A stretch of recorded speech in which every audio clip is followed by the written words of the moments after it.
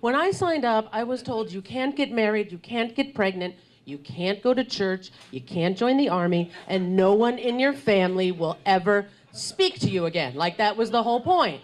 No, it's no laughing matter, people. This is serious. Just, guys in the audience right now, I'm talking to you, okay? Work with me. Guys in the audience, how cool would it have been over the past 20 years if every time your girlfriend turned to you and said, honey, don't you think it's about time we settled down? You could have looked her right in the face and said, babe, there's nothing I'd like better in the world, but it's illegal. And that's what I got to do for the past 20 years, and it was great. So just liberal people out there, just one small favor.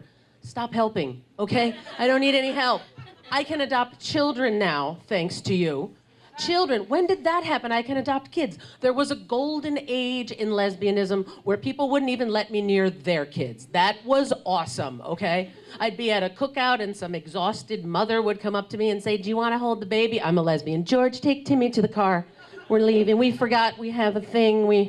All right, see you at the next one. It's good stuff. I have to go to church now, too, people. Church, I used to get to sleep in every morning because everyone that was involved in a church was up praying for me, okay?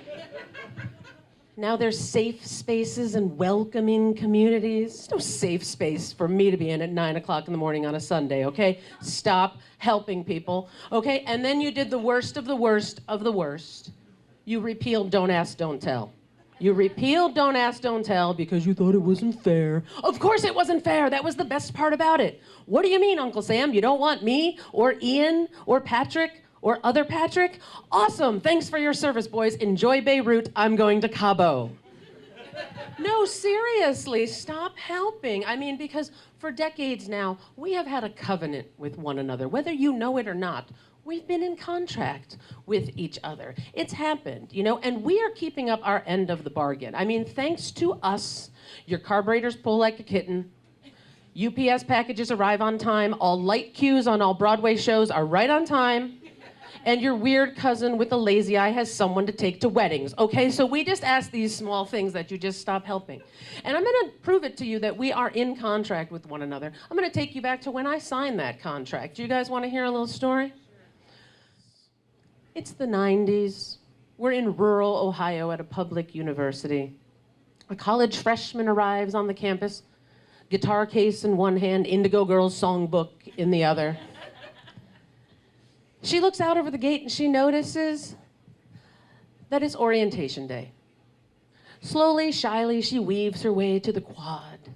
She sees all the little card tables set up, and it is at this moment that that college freshman is gonna decide who she's gonna be for the next 4 years.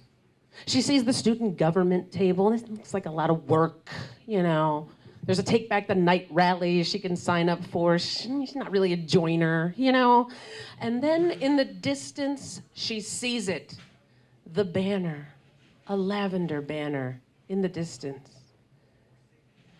A scent of patchouli intoxicatingly wafts past her as she walks towards that banner.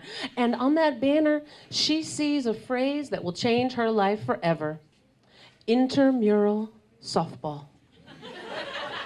And when she gets to that table, she sees a woman with a severely short haircut and cargo pants and sensible shoes and a clipboard. And that woman walks up and introduces herself to this girl and says, I'm Sue. And she knew she was home.